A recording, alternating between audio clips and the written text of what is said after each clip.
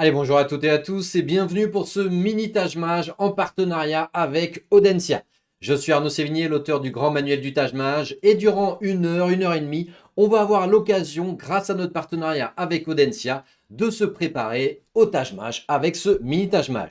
Donc ça sera une épreuve en conditions réelles, je vais vous expliquer les modalités d'ici quelques instants. Juste avant, vous devez télécharger le sujet qui est en description de cette vidéo. Donc vous avez en description de cette vidéo un lien de téléchargement. Vous remplissez rapidement le formulaire et ensuite je vais pouvoir vous lancer. Donc n'hésitez pas à mettre pause sur la vidéo, vous téléchargez le sujet et ensuite je vais vous lancer.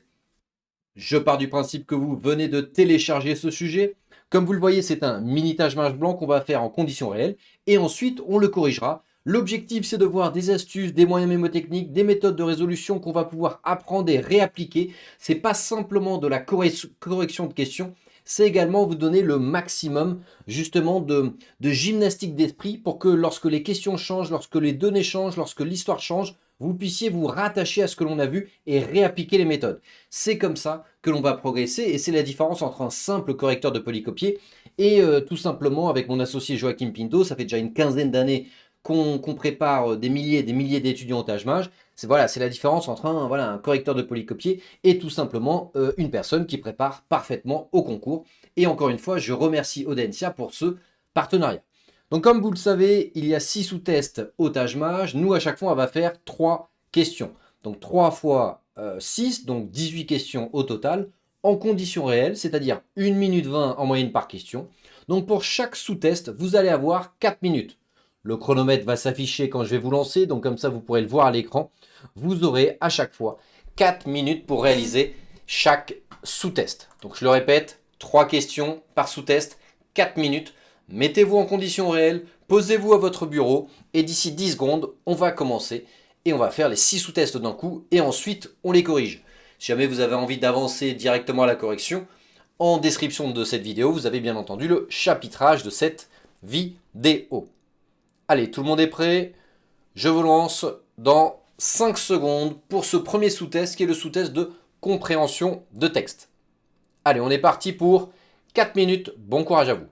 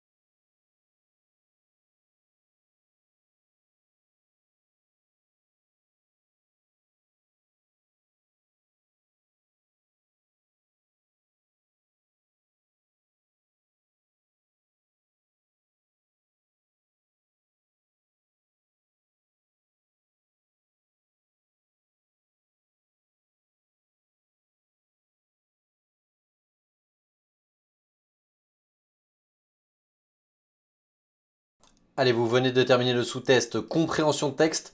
On va passer au sous-test suivant, en l'occurrence calcul. Pareil, 3 questions, 4 minutes, c'est parti.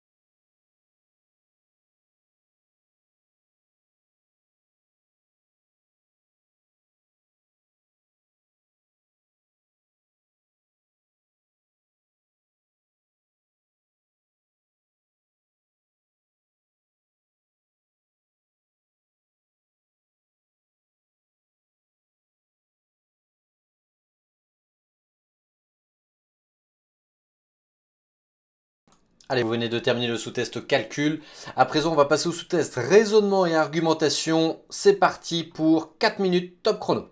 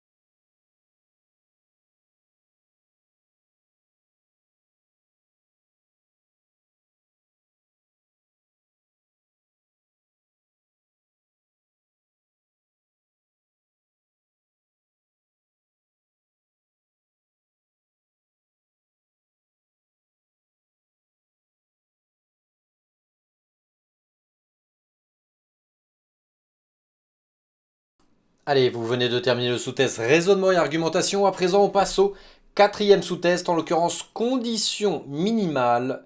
Concentrez-vous bien. Allez, c'est parti, 4 minutes.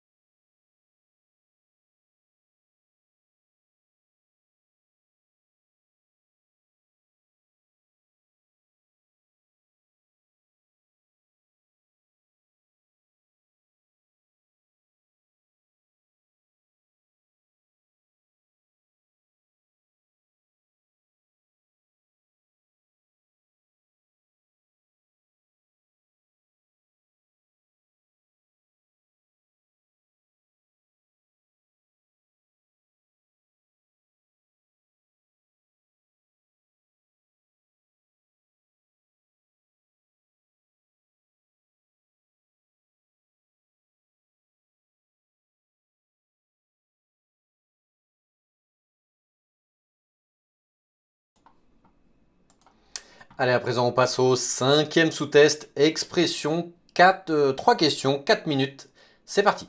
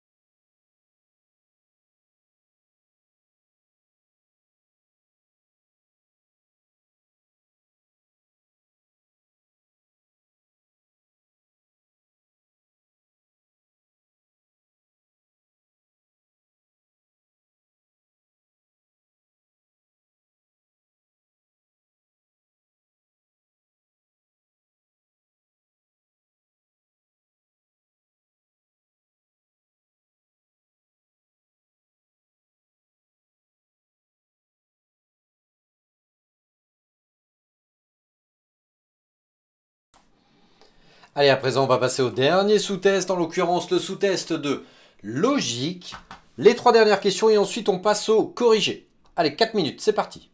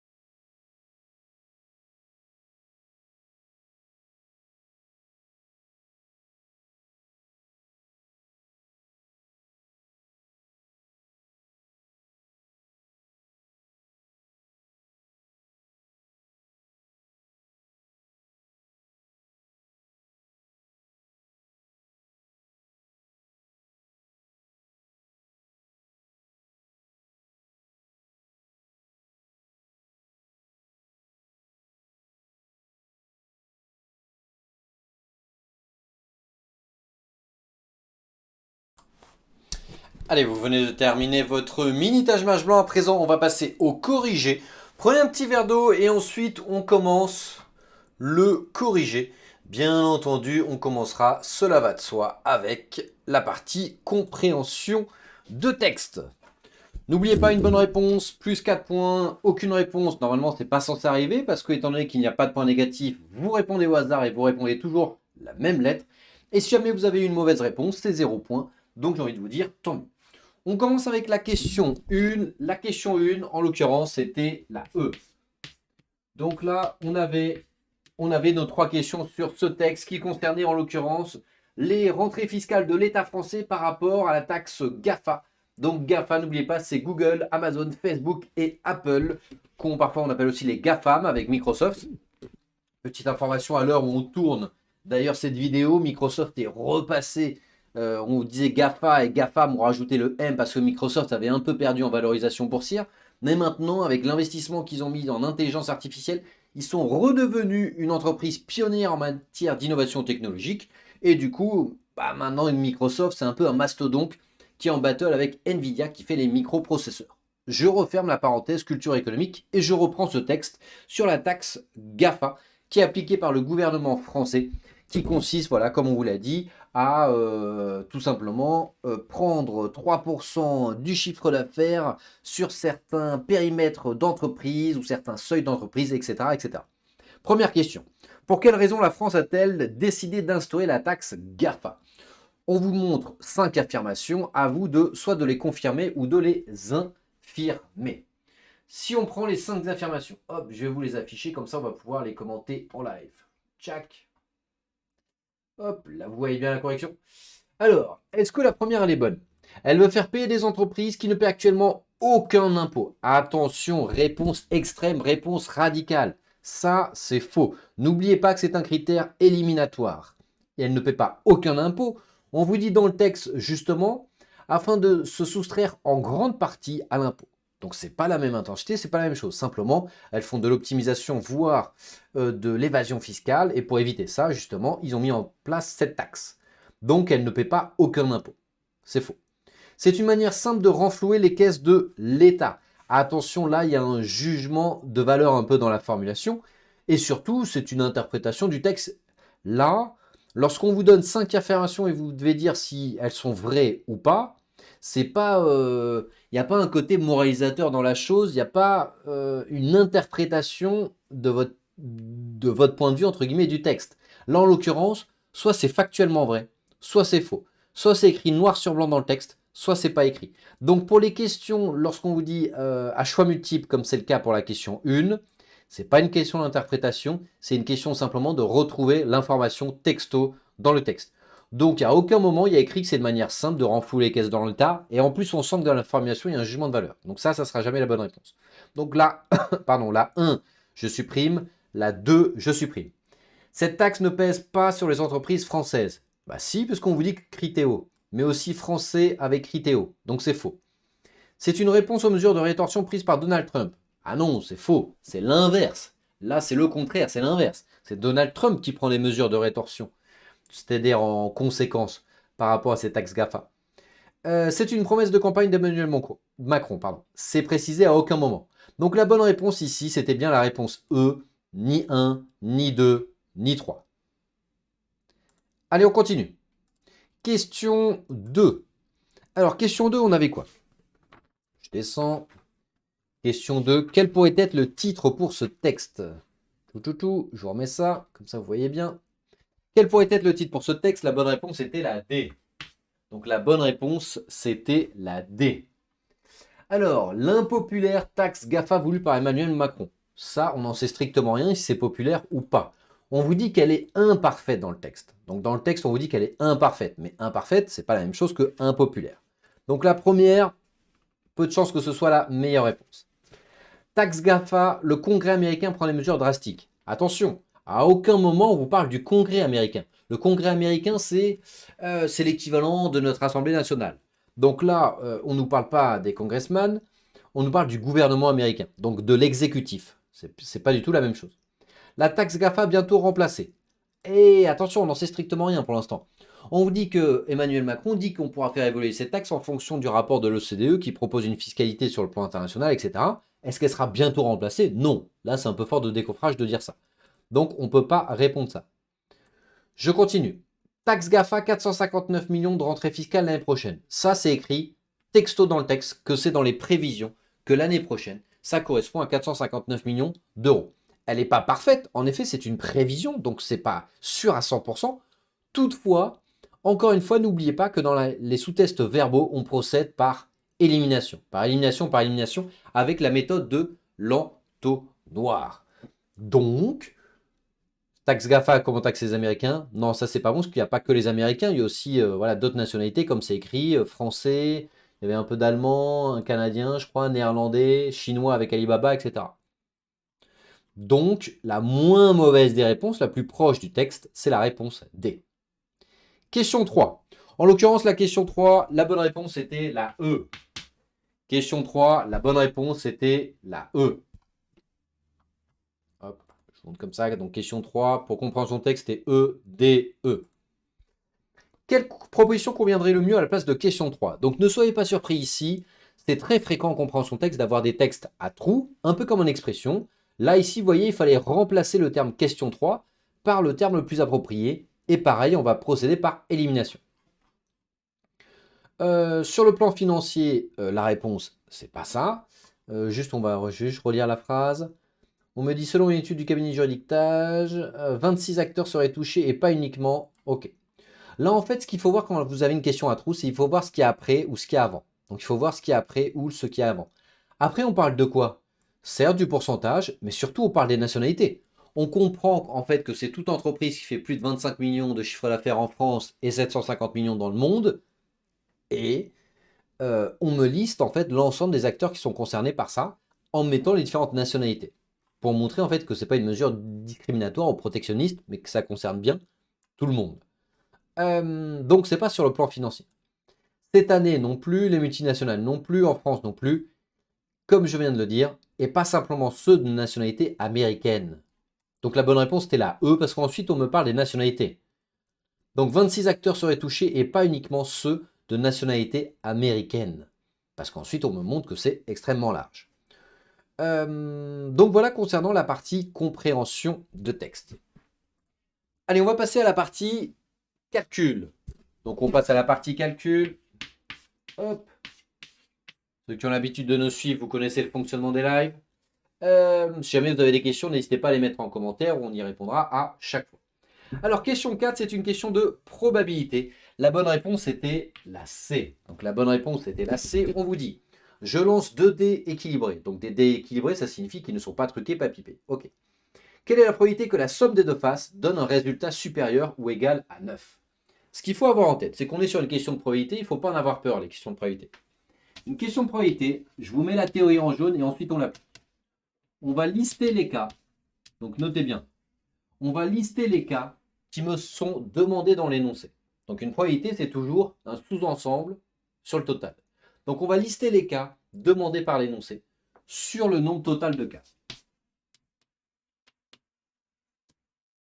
Bon, ça, c'est une manière la plus simple de calculer les cas de probabilité avec les dés. Il y a aussi les pièces, les enfants, la loterie, les boules, etc. Mais pour les dés, en l'occurrence, on va tout le temps appliquer cette méthode. Le nombre total de cas, c'est quoi? Je lance mon premier dé, 6 possibilités, fois, parce qu'il y a 6 faces. Mon deuxième dé, je le lance, 6 possibilités. Donc déjà, je suis forcément sur 36. En haut, on va lister les cas qui correspondent à ce qui est demandé dans l'énoncé. On me dit quoi? La somme des deux faces doit être supérieure ou égale à 9. Donc en fait, la somme, elle doit être égale à 12, 11, 10, 9. Et là, on va lister les cas. On a quoi pour 12? Comment est-ce que je peux faire 12? 6 et 6, j'ai pas le choix. Pour 11, 5 et 6 ou 6 et 5. J'ai pas d'autres combinaisons possibles pour faire 11. Pour faire 10, j'ai 5, 5. J'ai quoi? 6, 4, 4, 6 et j'en ai pas d'autres. Attention, hein, 6, 4 et 4, 6, c'est pas la même chose. Vous voyez, 64 et 46, c'est pas la même chose. Comment savoir si c'est pas la même chose? Parce que vous allez me dire, oui, mais pourquoi 55 ou 5 et 5, on ne compte pas deux fois? Imaginez-vous en fait un plateau de jeu Monopoly. Si je lance une première fois mon dé, que j'avance mon pion de plus 5, je tombe sur une case. Je refais plus 5, je tombe sur une case. Si vous inversez l'ordre des dés, ça ne change rien. Vous ferez plus 5, plus 5. C'est pour ça que ce n'est pas deux scénarios différents. Par contre, 6 et 4 et 4 et 6, c'est pas la même chose. Si je fais plus 6, je tombe, je paie le loyer, et plus 4, je ne vais pas tomber sur la même case intermédiaire que si je faisais plus 4 et plus 6. Donc plus 6 plus 4, c'est pas la même chose que plus 4 plus 6. Donc c'est pour ça que c'est deux combinaisons différentes. Avec 9, on a quoi? 5, 4, 4, 5, 6, 3 et 3, 6. Donc là, on a listé l'ensemble des cas. C'est très rapide. Là, j'ai bien détaillé et expliqué pour que vous compreniez bien.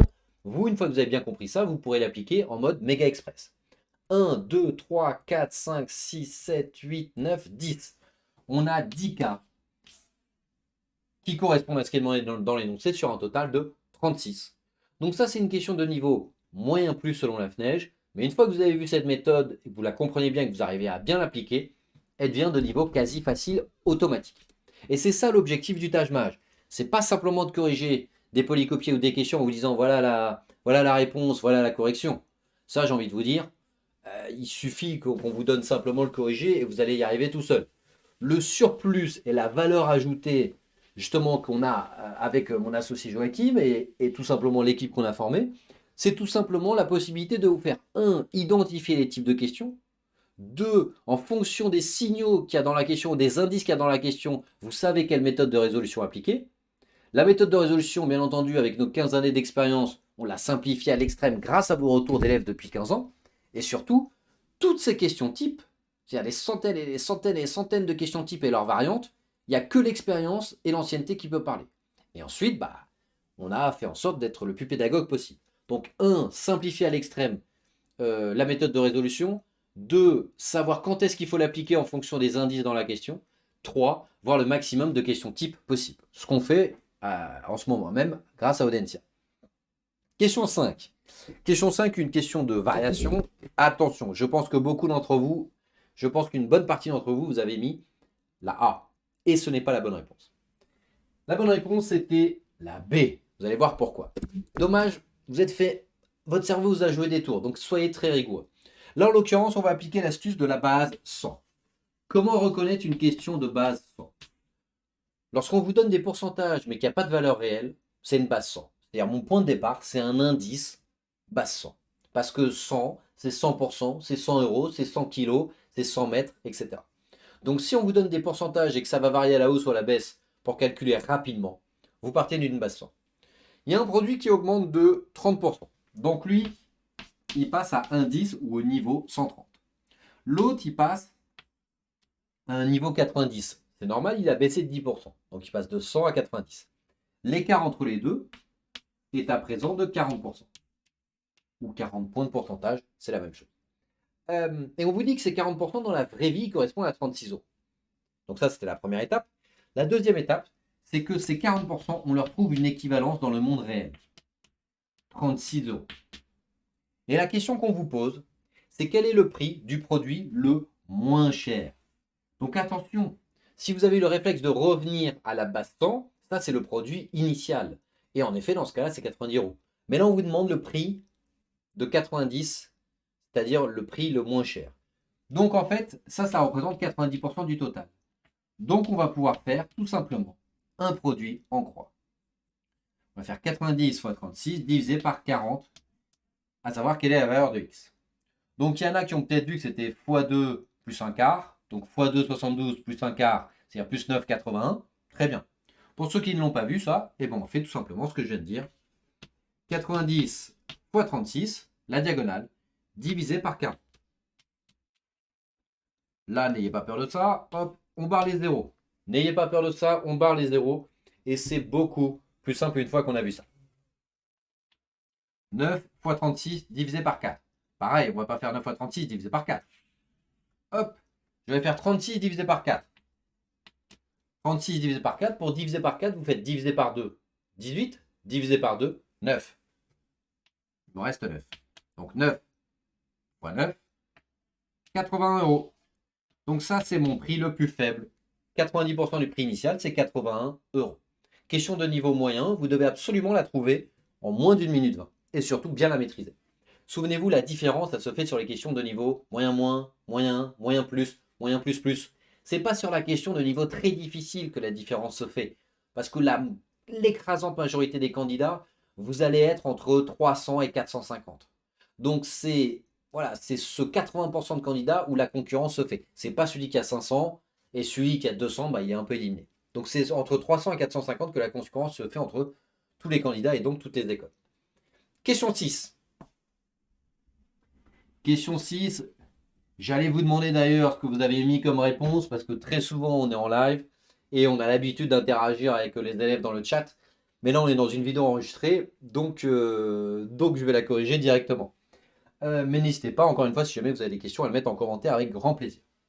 Question 6, la bonne réponse était la D. Alors, de combien de façons différentes? Donc en gros, c'est des combinaisons que je peux faire, sachant que je veux élire un président, un vice-président et, c'est quoi là? Un ou une secrétaire. C'est bien ça? Très bien. Et dans mon association, combien y a-t-il de membres? 10. Vous allez voir que la méthode, elle est extrêmement simple. Imaginez-vous, vous êtes dans une salle et il y a 10 personnes. Combien ai-je de possibilités pour nommer un président? Combien de personnes je peux nommer? C'est tout simple. Combien de personnes je peux nommer? 10. Il y a 10 personnes, hommes comme femmes, je peux nommer donc un ou une présidente parmi ces 10. Bon, j'en prends un et je le sors de la salle. Il est nommé présidente ou présidente. Ensuite, moi, il m'en reste combien des personnes à l'intérieur de cette salle? Il m'en reste 9. Combien ai-je de choix pour le poste de vice-président? 9. Ok, je nomme quelqu'un et je lui dis de sortir. Il me reste ensuite un groupe de 8 personnes. Fois 8. Tout simplement, c'est aussi simple que ça. 9 fois 8, 72. 9 fois 8, 72. 10 fois 72. Il y a donc 720 combinaisons possibles. Voilà, tout simplement. Donc là, vous voyez, la partie compréhension de texte était normale. La partie calcul était moyen moins. Rien de bien méchant. Il fallait absolument la voir. Vous allez voir que dans ce mini tâche-mâche qu'on vient de faire, la partie là qui était de niveau moyen plus, c'était la partie logique. Et ça, c'est exactement comme le jour J, ça dépend de chaque session. En moyenne, tous les tâches-mâches ont le même niveau. Il n'y a aucun tâche-mâche qui favorise des scores plus élevés par rapport à un autre. On l'a vérifié statistiquement, on a collecté des centaines et des centaines de scores il y a de cela 2 ans avec Joaquim Pinto. C'est exactement la même chose chaque année. Donc déjà, ce bruit de couloir ou cette rumeur, on peut l'éteindre. Donc vous passez le tâche-mâche lorsque vous êtes prêt, lorsque vous êtes à 100% de votre potentiel. Donc tous les tâches-mâches sont d'un niveau moyen, mais en moyenne sur les 6 sous-tests. En moyenne, il y en a toujours un qui est un peu plus et un qui est un peu moins. Donc ici, là, j'ai envie de vous dire que le sous-test qui était un petit peu plus difficile que la moyenne des 6 sous-tests, c'était logique. On va y arriver. Faisons réseau argu. Alors, question 7. Question 7, la bonne réponse ici, c'était la D. Donc là, il fallait absolument faire tout simplement un peu un arbre généalogique. Vous avez qui est alors la cousine de la tante maternelle, de la petite fille, de la fille de la grand-mère de ma mère. Quand c'est comme ça, lorsqu'on a une succession de liens familiaux, vous allez au bout de l'énoncé et vous remontez votre énoncé. C'est toujours ça l'astuce. Donc, il y a moi. Très bien. C'est mon point de départ. Parce qu'on parle ensuite de ma mère. Donc, je remonte l'énoncé de la droite vers la gauche. Hop, la mère. Ensuite, on a qui? La grand-mère. Hop, je monte d'un étage. Elle a elle-même une mère. Hop. La grand-mère de ma mère. Ok. Ensuite, la fille. Hop. Je redescends. Je suis ici. Hop. Je suis à cet étage-là. On continue. La petite fille. Donc là, je redescends de 2 étages. 1 et 2. C'est-à-dire que je retombe soit sur moi. Ça peut être aussi ma sœur. Ouais. Ça peut être aussi ma cousine. Bref, je suis revenu à cet étage-là.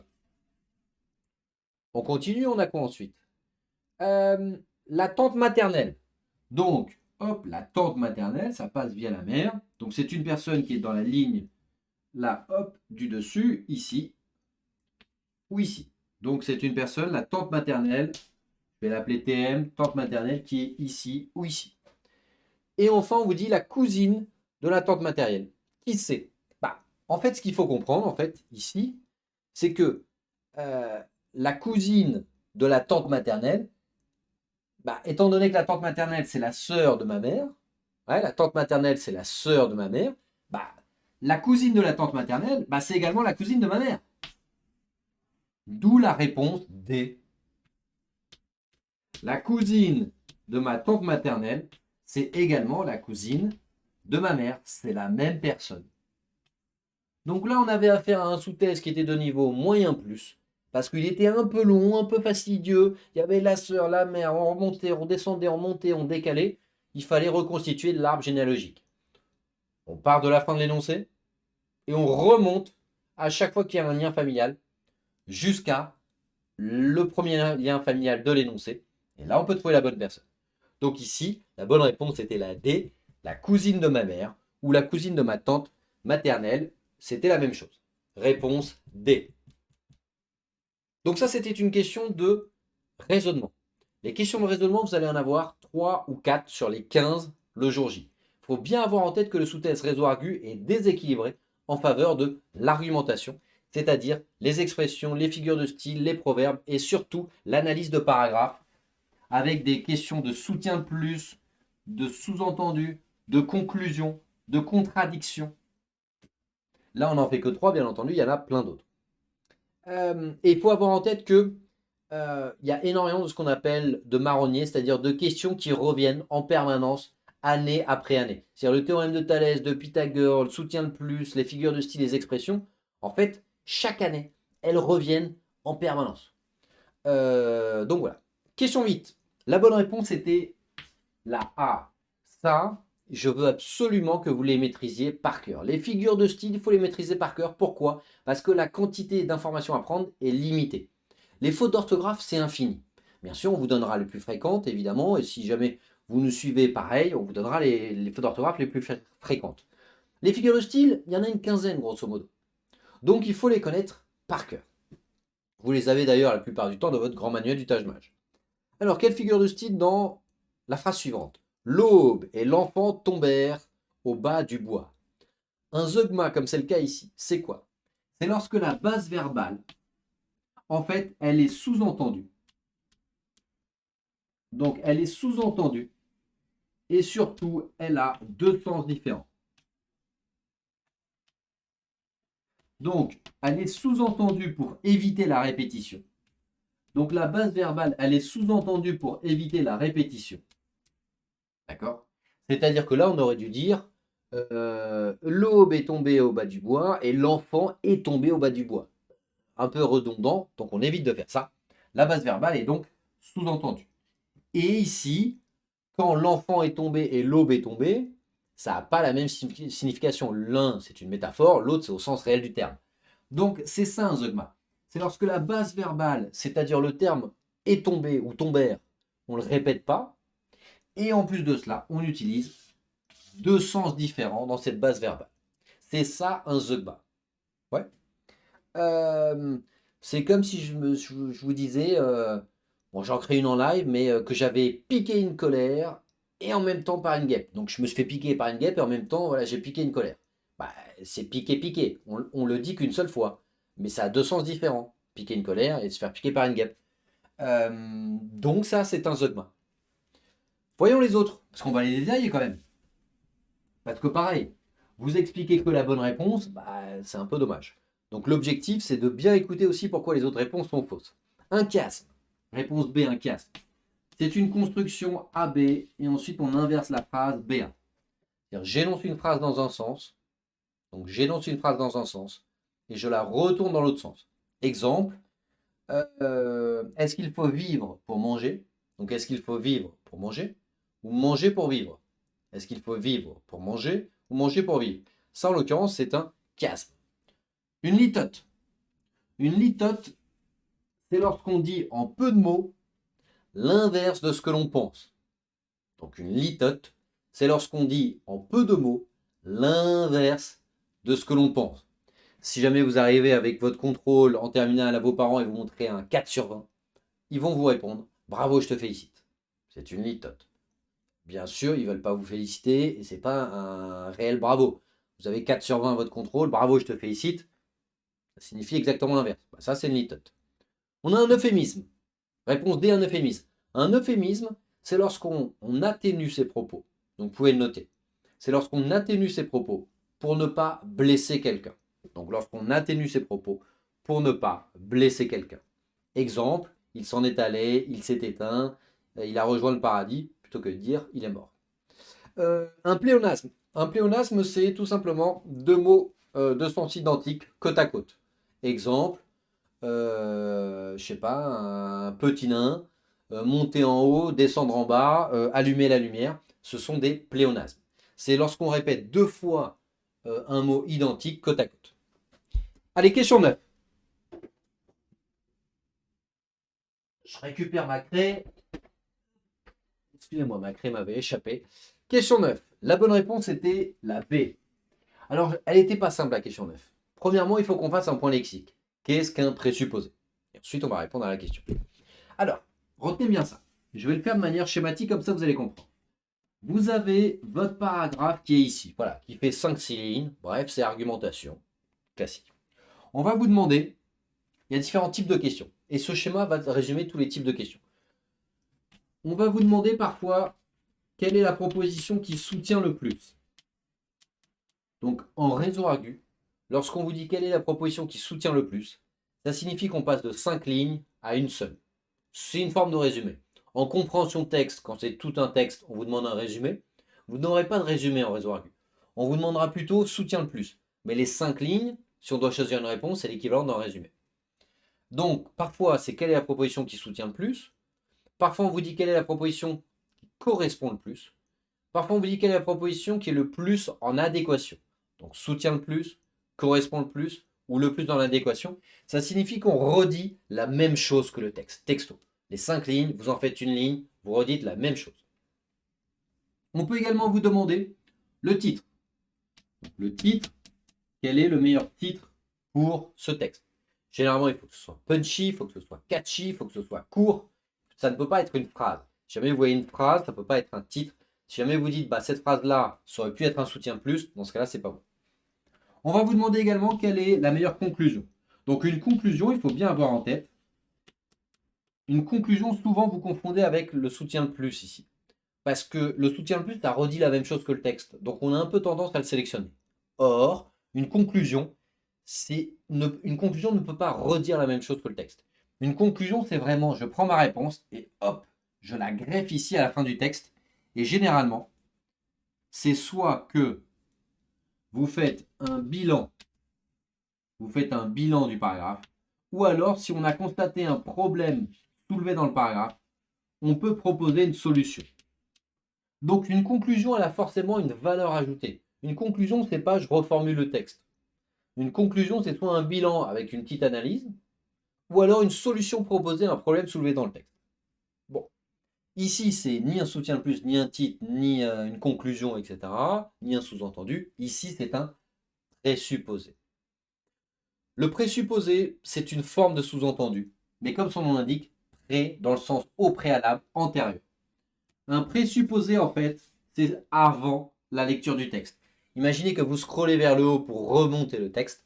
Le présupposé se trouve ici. Donc le présupposé, c'est quelle est la réponse qui convient, qui aurait pu être intégrée avant la lecture du texte. Donc c'est un sous-entendu, c'est pas écrit texto dans le texte. C'est pas écrit noir sur blanc dans le texte.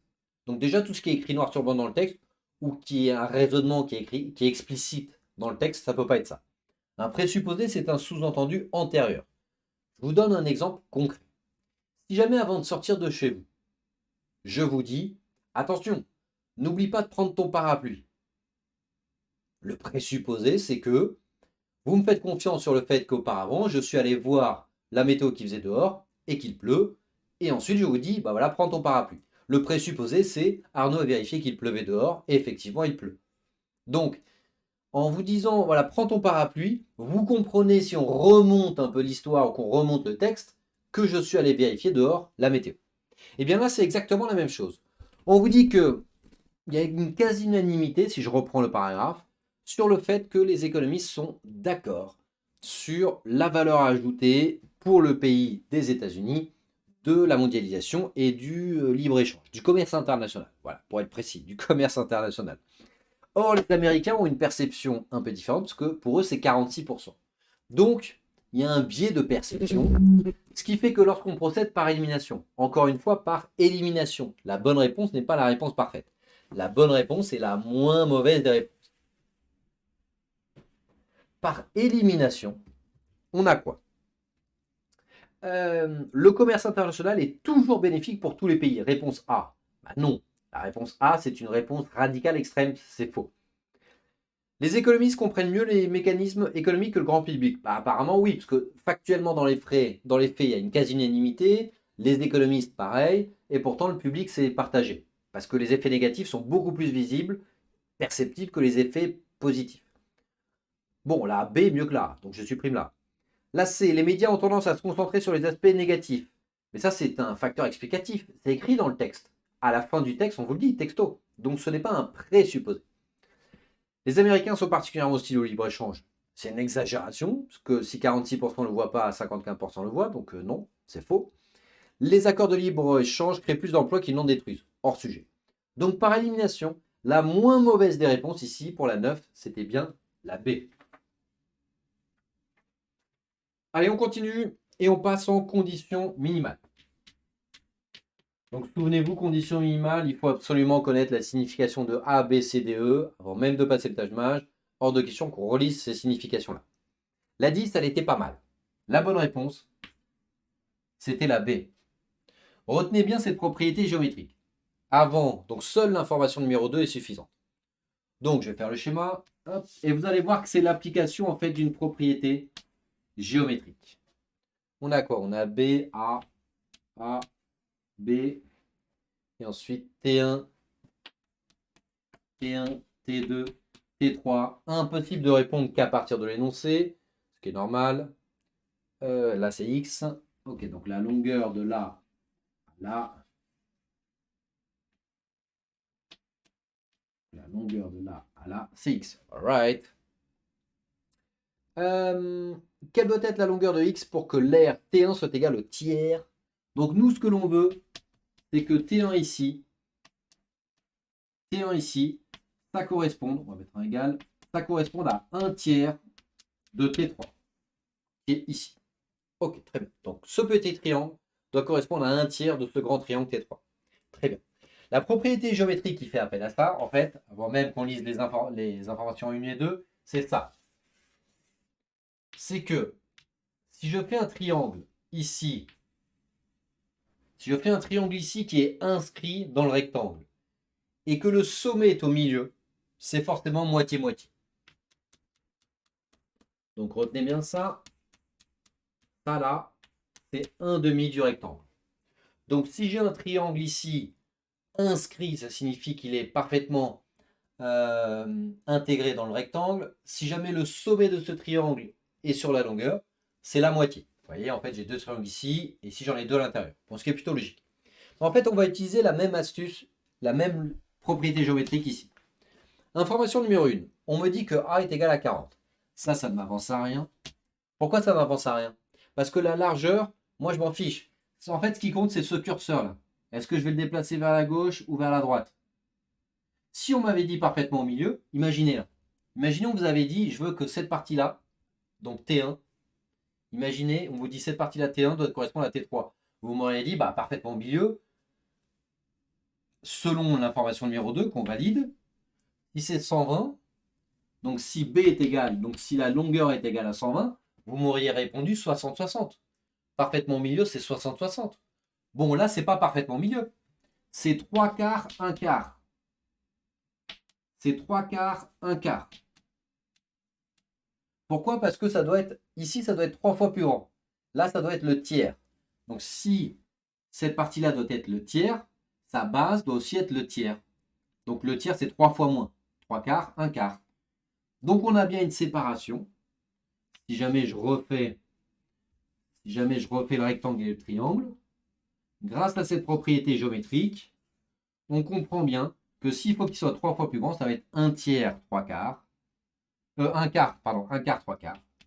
1 quart de la longueur, 3 quarts de la longueur, c'est-à-dire divisé par 4, c'est divisé par 2, 60, divisé par 2, 30, et ici 90. Voilà, c'est tout. Seule l'information numéro 2 est suffisante pour répondre à la question. Réponse B. Donc, c'était quoi la question déjà? Quelle doit être la longueur de X? Bah, la longueur de X, c'est 30. Si là, c'est 3 fois plus grand, bah, sa surface sera 3 fois plus grande. Et si je l'avais mis au milieu, j'aurais mis 60-60. Bon, là, c'est 3 fois plus grand. Donc, 1 quart, 3 quarts. 1 quart, 3 quarts. 30, 90. 3 fois plus. C'est tout. Parce que la longueur, c'est 120. C'est tout. 1 quart, 3 quarts. 1 quart de 120, 30. 1 quart de 3 quarts de 120, 90. Question 11. Allez, la question 11. La bonne réponse était la C. Alors, retenez bien les carrés que je vais vous donner. C'est un peu une question particulière, mais qui, ma foi, qui tombe, hein, qui n'est pas rare. Il faut connaître les deux carrés. Il y en a un qui tombe au XXe siècle, c'est-à-dire les années 1900. Il y en a un autre qui tombe au XXIe siècle, c'est-à-dire les années 2000. Quelle est mon année de naissance, sachant que je suis né entre 1930, sachant que je suis né entre 1930 et 2030. Alright. Inclus. Lorsqu'on vous dit rien, ça signifie inclus. La somme des chiffres dont la naissance est égale à 9. Moi, je me dis, ok, 1900, ça fait déjà 10. 1 plus 9, ça fait 10. 45, 54. Dès que vous avez deux combinaisons, vous passez. Parce que nous, on cherche un seul et unique résultat. Nous, on cherche un seul et unique résultat. Là, on en a deux. Next. Il y en a plein d'autres. 36, 63, on passe. 72, 27, etc. Mon année de naissance, c'est le carré d'un nombre entier. Et c'est là où il faut les connaître par cœur. Hop. Il y en a, en l'occurrence, 2. 44 au carré, c'est 1936. À connaître par cœur. Ne vous inquiétez pas, ils ne vous demanderont pas le 18e siècle, le 17e, le 16e, le 15e, etc. Ça sera soit le 20e, soit le 21e. Et ensuite, on a celui qui suit, 45 au carré à connaître par cœur, qui est 2025. Comme par hasard, juste en dessous de la limite. Donc là, ça ne marche toujours pas. Je me retrouve avec deux informations différentes. Je prends donc en compte les deux informations ensemble. Est-ce que 1936, la somme, ça doit faire combien? 9. 1 plus 9, c'est pas ça. Par contre, 2025, ça marche. 2025, la somme est égale à 9. Et c'est bien le carré d'un nombre entier. Réponse C, parce que j'ai un seul et unique résultat. D'où la réponse C pour la 11. Allez, on passe à la 12. Question 12. La bonne réponse était la D. Comptez bien vos points, plus 4 ou 0. Et d'ailleurs, n'hésitez pas ensuite à mettre en commentaire tout simplement combien vous avez obtenu sur ce mini tâche-mâche blanc en conditions réelles.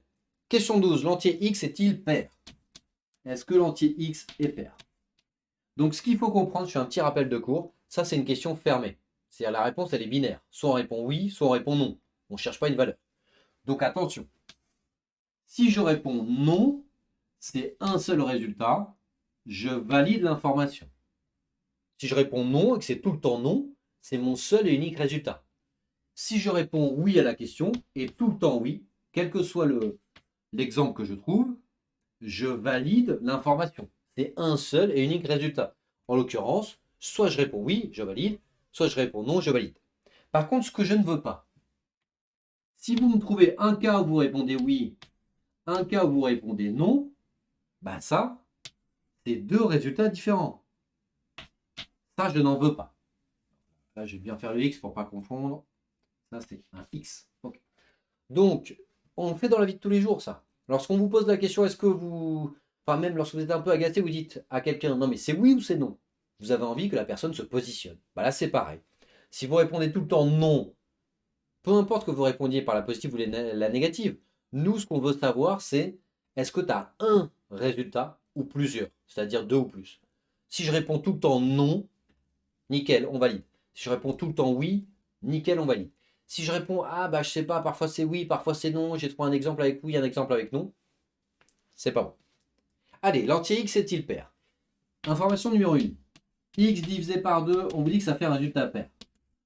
Bon bah là, il n'y a pas le choix, on valide, c'est forcément x égale pair. On n'a pas le choix. Et tester. Quoique, attendez, x divisé par 2, l'entier x est-il pair? Oui, bah oui, l'entier x est-il pair, bien sûr, je ne sais pas pourquoi je doutais. 4 divisé par 2, bah 2. 6 divisé... mais dans ce cas, ça ne fait pas pair, donc c'est pas bon. Donc en fait, on a quoi comme choix? On a 4, on a 8, on a 12, on a 16. Bref, ça sera toujours un résultat pair. Ça, c'est une condition que vous devez respecter. Hein. Ça, c'est une condition que vous devez respecter. X divisé par 2, c'est forcément pair.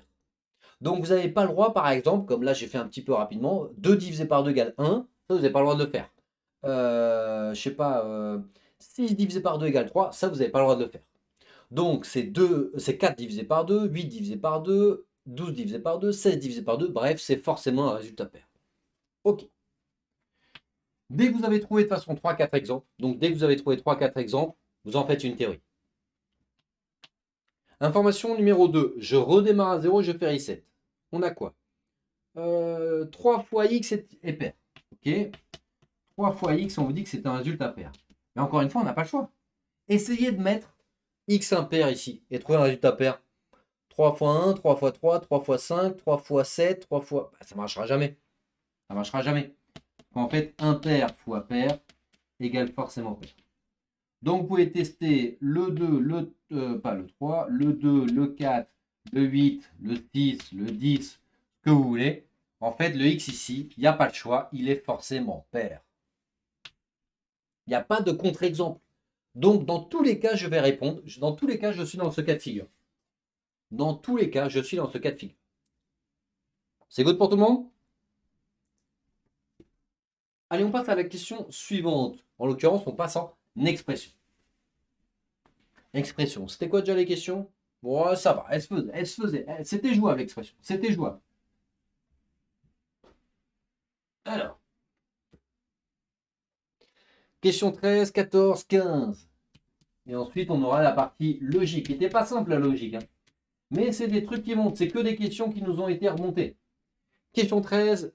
Alors là, la bonne réponse, c'est la E. La bonne réponse, c'était la E. En l'occurrence, on avait quoi comme faute d'orthographe? Hop. Alors, je vais les entourer. On en avait 4. Et après, je vais vous dire ce qu'est une faute d'usage. Alors, on avait le capital est défini. Bah, défini, c'est pas il défini. Hein. Il est défini, c'est i. L'ensemble des actifs non humains qui peuvent être possédés. Ouais, oui, possédés. Donc là, hop, défini comme ça, posséder et S. Échanger et S. Échanger, hop, et S. On avait quoi d'autre? Notamment, bien entendu, ah, c'est un classique. Notamment 2 M. Hop, pas un seul M. Et même normalement, à la première lecture, c'est censé vous paraître un peu bizarre. Donc là, on avait 4 fautes d'orthographe, réponse E. Alors, les fautes d'orthographe les plus fréquentes, notez-les. Les fautes d'orthographe les plus fréquentes. Tout d'abord, ce sont les accents. C'est un grand classique. C'est un grand classique. Hop, les accents, d'ailleurs, c'est un grand classique. Accent, aigu, grave, circonflexe, etc. C'est un grand classique. Ensuite, conjugaison avec les terminaisons. Ensuite, conjugaison avec les terminaisons. Ensuite, conjugaison avec les terminaisons. Bien faire gaffe. Vous voyez, là, on en a eu 3. Et enfin, la dernière, très fréquente. Les doubles consonnes. Donc, retenez ça. Les doubles consonnes. C'est vraiment les 3 fautes d'orthographe très, très fréquentes. Très, très fréquentes en tâche match. Les doubles consonnes, c'est quoi? C'est 2L, 2B, 2R, 2P, 2M, 2N, 2C, 2R. Bref, c'est très fréquent de créer des fautes avec des doubles consonnes. Donc, les accents à bien vérifier, les terminaisons pour la conjugaison, donc la grammaire, et les doubles consonnes, très très fréquentes. C'est les 3 fautes d'orthographe les plus fréquentes en tâche match. Maintenant, c'est quoi une faute d'usage? Parce que là, vous voyez, dans l'énoncé, il y a écrit faute d'usage. Faute d'usage, c'est lorsqu'on utilise une expression, mais pas à sa juste définition. Exemple, si je vous dis que comme sport, je pratique le ballon rond et que je parle de rugby, c'est une faute d'usage. J'ai utilisé dans l'usage l'expression ballon rond, mais le ballon rond, c'est le football. Le ballon ovale, c'est le rugby. Si je vous dis la langue de Shakespeare et je vous dis voilà, que j'ai appris l'italien, c'est pas bon. La langue de Shakespeare, c'est l'anglais. La langue de Goethe, c'est l'allemand. Donc si jamais dans le texte il y a ça, c'est une faute d'usage. C'est pas fréquent, c'est de niveau difficile, mais ça peut totalement tomber. Question 14. Question 14, la bonne réponse c'était la D. Un comportement de prix prédateur consiste pour une entreprise dominante à, dans un premier temps, son prix, dans le but de sortir un concurrent. Donc on se doute bien que l'objectif pour sortir un concurrent, ça ne va pas être d'augmenter son prix. Au contraire, il faut être compétitif, donc c'est plutôt de baisser son prix. La question c'est est-ce qu'on diminue ou est-ce qu'on baisse? Donc sur la première colonne, vous gardez la C et la D. Sur la première colonne de mots, vous gardez la C et la D diminuer ou baisser. On hésite entre les deux, même si baisser, c'est quand même plus intuitif dans la sphère du business. On continue. Donc sur la deuxième colonne de mots, vous ne comparez que la C et la D. Ça, c'est très important, il faut tout le temps raisonner comme ça. Si on fait un point méthodologie, vous avez souvent pour mauvaise intuition de comparer les deux mots et de faire une moyenne. Il faut vous dire, j'ai supprimé la A, ok, c'est mort, là je garde, c'est mort. Donc étant donné que j'ai gardé ces deux-là, ensuite je passe à la deuxième colonne et c'est forcément une battle entre ces deux. Donc là ça vous paraît peut-être facile parce que peut-être vous avez vu assez rapidement que la bonne réponse était D. Mais lorsque les réponses se ressemblent ou sont très similaires les unes aux autres, appliquez cette méthode. On ne regarde jamais plusieurs colonnes en même temps. On avance. Et à chaque colonne, il y a des réponses qui sautent. Et à la fin, je passe de 5 réponses à 3 et ensuite à 2. Parce que le jour J, vous allez avoir parfois 3 colonnes ou 4 colonnes de mots. Et ensuite, on me dit, dans le but de sortir du marché un concurrent, avant d'aligner dans un second temps ou d'augmenter. Ah non, on baisse pour sortir un concurrent avant d'augmenter les prix. Réponse D. Bon, ça, je pense que ça va. Question 15. Question 15. La bonne réponse était la C. Donc, question 15. La bonne réponse était C. On avait quoi ici? Donc, c'était bien sûr une question liée, c'était la suite de la 14. Cette stratégie repose donc sur un sacrifice des profits à. Alors, on avait quoi? À venir? Ouais, pas trop. À faire? Non. La D, la E, j'exprime. À long terme, moyen terme? Non. Très rapidement, on voit que c'est court terme là en fait. Donc, à court terme, pour les récupérer, avec l'intention de les récupérer, avec l'intention de récupérer ces pertes à plus long terme. Bon, c'est plutôt logique. On baisse les prix pour sortir un concurrent, ou faire en sorte qu'il ne rentre pas sur le marché. Donc on diminue ses marges et une fois qu'on a sorti le concurrent, hop, on augmente les prix pour refaire les marges. Un classique. Un grand classique. Allez, je passe à la partie logique. Ah, je pense que vous l'attendez celle-là. Parce qu'elle était pas si simple que ça, mais voilà, c'est jour J. Question 16, la bonne réponse était la D. Alors, on va faire la suite logique verticale et ensuite la suite logique horizontale. Question 16, la bonne réponse était la D. N'oubliez pas, les croisements de lettres et de chiffres, il faut toujours trouver deux suites logiques pour les croisements de lettres et de chiffres. Logique, alors, j'avais quoi en logique verticale? J'avais une diagonale. Je relis un peu mes notes, mais regardez, en verticale, j'ai 1, 3, 5, 7, 9. J'avais une diagonale avec un écart de plus 2. Donc j'avais une diagonale, pardon, 1. Non, d'ailleurs, excusez-moi, c'était pas du tout dans ce sens, j'ai mal lu. Et excusez-moi, je la reprends. Je la reprends et commencer par la droite 3, 4, 5, 6. Donc 3, 4, 5, 6 et un 7. Donc il nous fallait un 7 à droite dans la réponse. Et l'écart c'était plus 1, plus 1, plus 1. Excusez-moi. Donc logique verticale 3, 4, 5, 6, 7. Donc on gardait la réponse A, la réponse C et la réponse D. Je barre la B et la E. Je barre la B et la E. À l'horizontale. À l'horizontale, il n'était pas simple.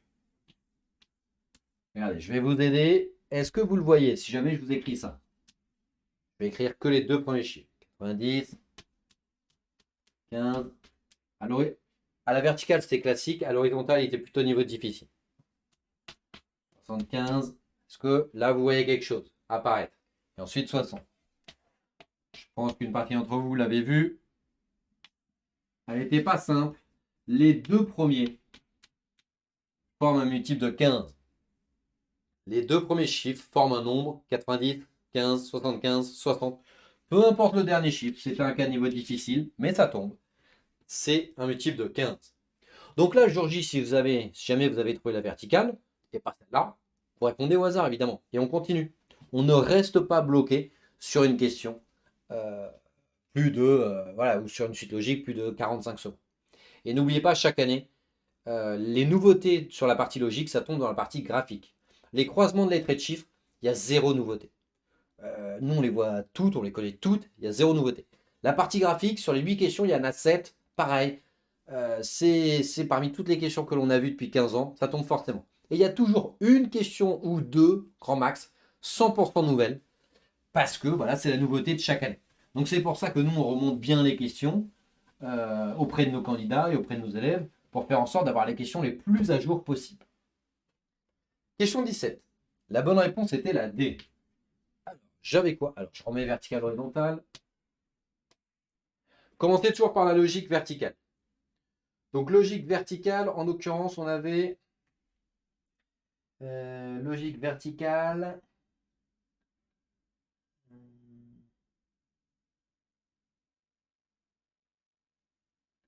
Alors, laissez-moi juste relire les noms, c'est 2 petites secondes.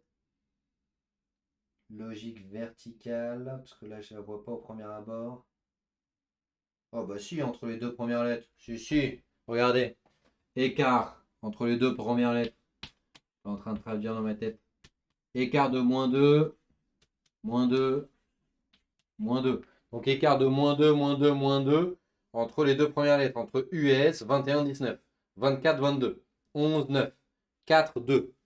Donc, si jamais la suite logique ne vous saute pas aux yeux dans un premier temps, vous traduisez les lettres en rang alphabétique. Et ensuite, c'est censé vous sauter aux yeux parce que lorsque vous traduisez, regardez. 21, 19, ok, -2. 24, 22. Ensuite, j'ai quoi? 11, 9, 4, 2. Donc ça, il faut absolument le voir. À l'horizontale. À l'horizontale, on a quoi? Elle n'était pas simple. Pareil, on traduit les lettres en rang alphabétique. CLA, 3, 12, 1. Faites la somme. La somme, c'est la première chose que vous devez faire. La somme, ça fait 16. On traduit ensuite la deuxième ligne. FEE. FEE. La somme fait 16. Ensuite, LLA. 12, 12, 1. La somme fait combien? 25. Donc en fait, on se rend compte que la somme de chaque ligne à l'horizontale, de chaque élément, ça fait un carré. 16, 10, 10, PJJ. 36. Donc la somme de chaque rang alphabétique, enfin la somme des rangs alphabétiques d'un élément, à chaque fois, ça donne un carré. Ça a été niveau classique, celle-là de niveau difficile, ce qui en faisait une question de niveau moyen plus. Mais ça tombe le jour J. Pour ça, il faut bien l'avoir en tête. Hop. Question 18 est la dernière question. La bonne réponse pour la 18 a été faisable. Celle-là était niveau moyen, normal. Ça, c'était niveau moyen plus, moyen plus. Ça, est niveau moyen. Question 18, la bonne réponse était la E. Alors, eh ben, regardez, vous avez 4, 8, 5. 4, 8, 5. Hop, moi, mon premier réflexe ici, c'est de faire l'addition. Donc, je fais 12, 17. Ok, très bien. Ensuite, 2, 16, 5, ça fait 23. 17, 23, donc plus 6. Il faudrait un 29 après, il n'y a pas. Si c'est pas le plus, je teste le fois. Bon, en l'occurrence, ça va marcher. 4 x 5, 20. Donc 4 x 5, 20. Ou 4 x 8, peu importe. 4 x 5, 20. x 8, 160. Et en fait, la multiplication, ça marche. Donc souvenez-vous, si l'addition ne marche pas, vous testez la multiplication. 16, 5, 2. 2 x 5, 10. 160.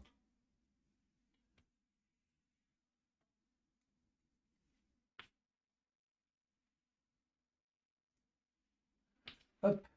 On a quoi ensuite? 1, 40, 4, 1. 1, 40, 4, 1. Voilà, c'est plus facile à faire. 160. Donc en logique, parfois, une seule combinaison suffit. Pour les croisements de lettres et de chiffres, il y en a forcément deux. Impossible de trouver avec une seule combinaison. Sinon, c'est signe que c'est le hasard total. En partie graphique, vous pouvez en avoir une, deux ou trois. Mais vous procédez toujours par élimination. C'est-à-dire qu'une fois que j'ai identifié que c'était la multiplication des nombres à l'intérieur du carré qui donnait 160 à chaque fois, j'ai lu la A, j'ai barré, j'ai lu la B, j'ai barré. Bref, vous barrez. Vous barrez bien les réponses qui ne correspondent pas. Si vous en reste qu'une seule, vous entourez. Mais attention, n'entourez pas directement. Parce que imaginons que la C correspondait, elle faisait 160. Ensuite, si j'entoure la C et que je ne vérifie pas la D et la E, je vais peut-être me tromper. Donc faites bien gaffe à ça. Vous faites vraiment bien par élimination. C'est très très important. Parce que vous éliminez, et s'il vous reste plusieurs réponses, il faut partir à la pêche à la deuxième suite logique. Donc on procède toujours par élimination. Donc comptez vos points, plus 4 fois le nombre de bonnes réponses. Donc le nombre de bonnes réponses fois plus 4 points. et indiquer en description de cette vidéo le score que vous avez obtenu. Donc voilà, donc on espère en tout cas que ce mini Taj Mahal vous aura aidé. L'objectif, c'est vraiment de faire en sorte qu'Audencia vous prépare à cette épreuve pour que vous soyez le plus performant possible pour atteindre cette école et que vous ayez surtout le meilleur score possible. N'hésitez pas en tout cas, si jamais vous avez des questions, vous pouvez les mettre en commentaire. À partager également cette vidéo avec vos amis ou vos autres connaissances qui passent le Taj Mahal, comme ça vous pouvez comparer votre score.